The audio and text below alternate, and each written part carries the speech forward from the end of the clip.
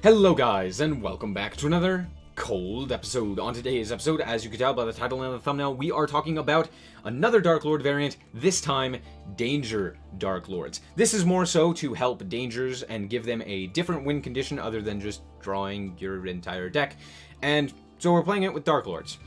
So, how does this deck function, and why are we doing this? Well, first of all, Dangers have a unique effect where they reveal themselves from the hand, a card is chosen randomly from the hand, discarded, and then if the revealed card was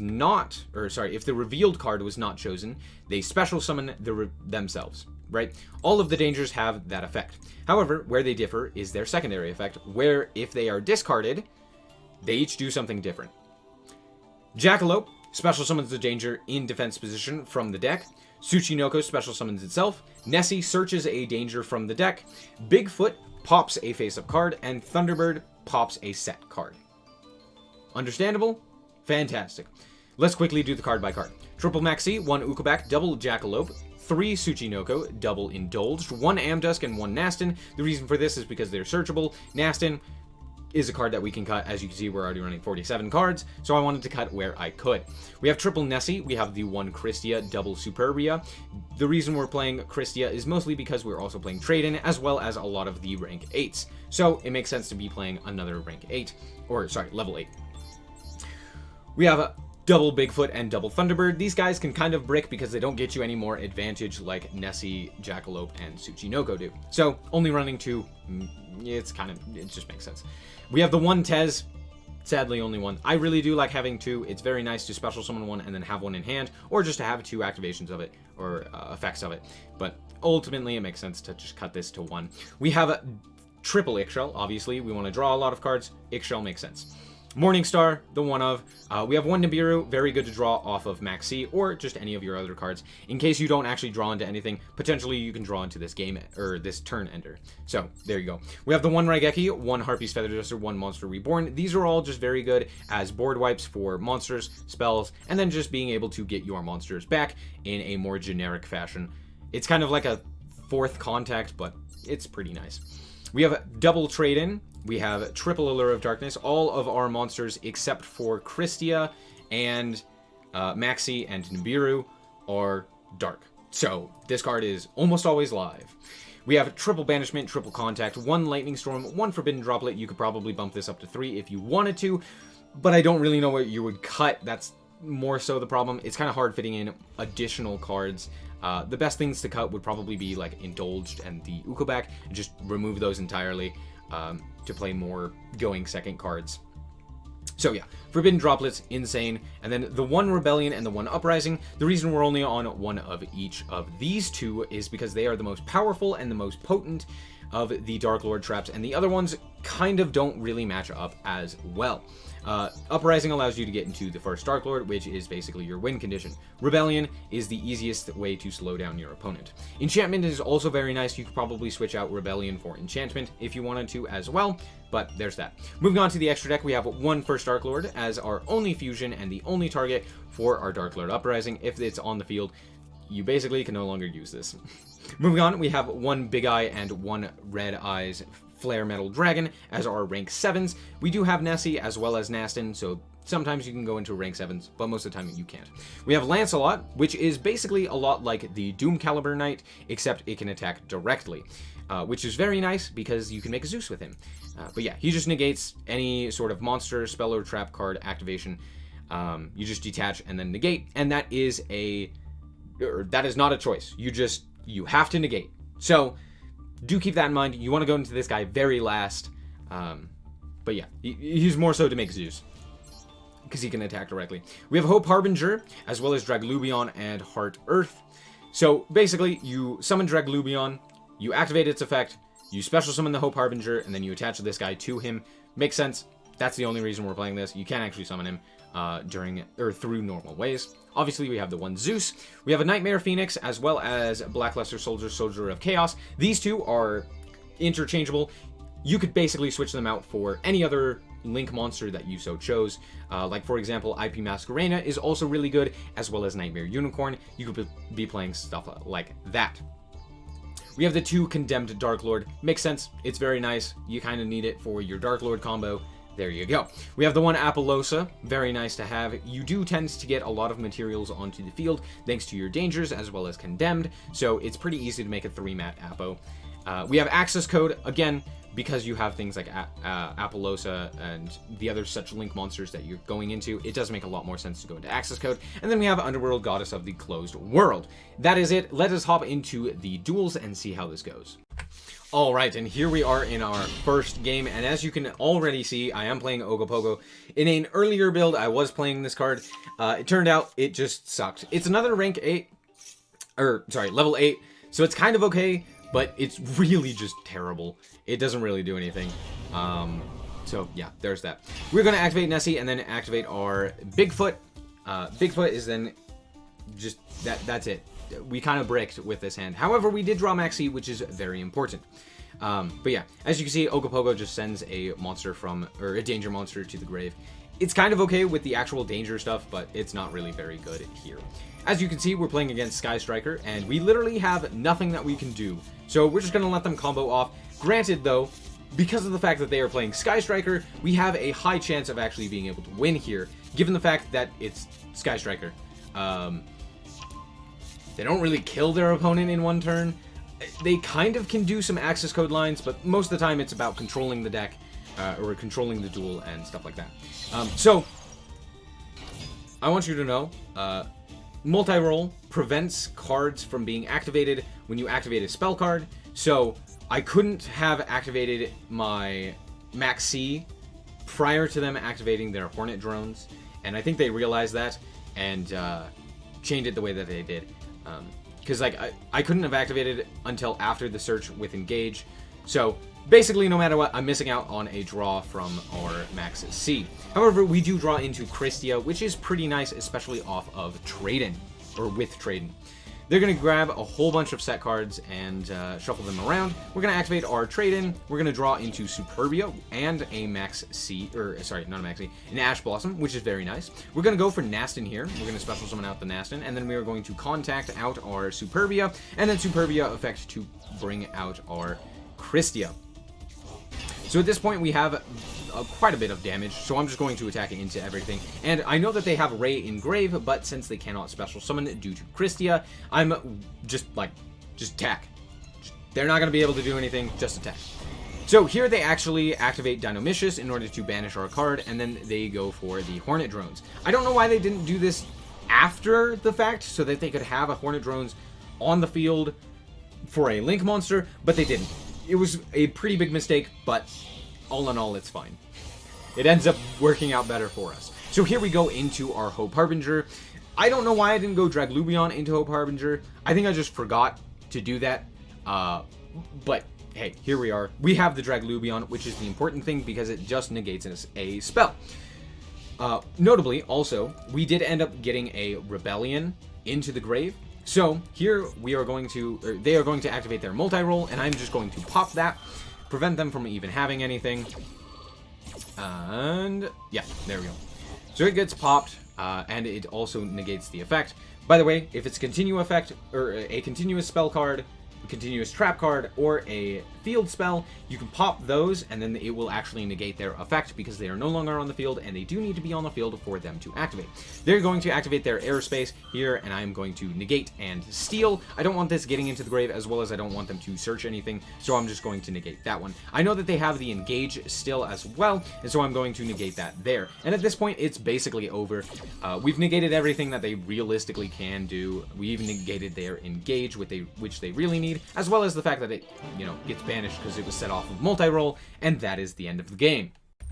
Alright, so this one, again, we do end up going first here, but notably, this is more so to show you the power of Appaloosa. So I am going to pitch a Superbia here, and then I'm going to end up searching out an Ixchel here. Words are hard. We're going to then contact out with, or after drawing 2 with the Ixchel in order to bring out the Superbia and then the Ixchel, and then Ixchel effect to contact out the Nastin, and then, Nastin effect in order to search here. And we actually did end up drawing into 2 of our danger monsters, but here I'm going to search out the Uprising. Then I am going to link off into the Condemned Darklord. This is very simple Darklord combos. I'm going to grab the Morning Star here, and then I am going to special summon it. Even though I don't get the effect, it is still nice to just have on the field and to allow us to mill cards. I didn't actually mill anything too great. However, because I have Uprising, I'm like, okay, there is a chance that I could, do something. I could potentially pop their entire field. I just need, one card in hand. One Darklord in hand. So that's not too big of a deal. But then I go Danger Fishing. So we're going to special summon out the Tsuchinoko, and then we're going to special summon out the Tsuchinoko, and then we draw into another Nessie, and then Tez gets sent. Okay, so, problem. I did draw into Maxi, which is really, really nice. But now I cannot wipe their field, because I do not have any monsters, or enough Darklords here, because I decided to link off into an Apollosa. So I kind of have to draw something off of this Maxi for this trap card to even be live. They're going to go for their Shade Brigadine, and I am going to chain to that the Maxi. It does not get stopped, yay! Which means that we are able to draw a whole bunch of cards. I draw into Nessie, kind of sad, not a lot that we can do about this. They are going to summon Harmotton. They're going to activate the effect. I'm going to let that go because it just modulates the level. They are going to then try and have our attack and fence. We are going to, of course, negate that. And now here is where I believe this Blackwing player makes a rather large mistake. I just noted, just mentioned that it was Blackwings. But realistically, what they should have done is immediately gone to battle. They should have attacked in with the Bora. They should have attacked into the Tsuchinoko just to kind of clear the field, and then proceed to continue to combo in main phase 2, because Apollosa can still negate. They don't decide to do this. They decide just, okay, I'm going to go into Y-Strix, and I'm going to just negate that, because this card does get you quite a bit of advantage. You can special summon a winged beast monster, really nice. They're going to bring back their Zephyros. I'm like, okay, that's fine. And then they go into their Force Strix. Force Strix, I do negate, because I believe this also searches out a monster, which is, again, really nice. So, again, I'm going to negate that. They're going to link off into their Rusty Barbiche. And here, as you can see, my hand is full of cards that don't do anything. They don't do anything. Haven't seen Nibiru, haven't seen Ash Blossom, haven't seen, I haven't even seen another Maxi, which is kind of funny. But more importantly, I haven't seen one of my Darklord cards, which means, again, I still have no way to fusion summon. Kind of sucks, but not a lot that I can do about this. They're going to then proceed to the battle phase and realize that they can't really do anything. I have 7 cards in hand, they can't OTK me, meaning most likely I just win. So, there's that. Alright, I took my headphones off because they were bugging me. So, here we are actually going second, and it is against Dragonmaids. Not the greatest, but hey, we'll deal with it. We draw into an Eggshell, which is really nice, and then we draw into an Allure of Darkness, which again, is really nice. I'm going to banish this Thunderbird. I don't really need it.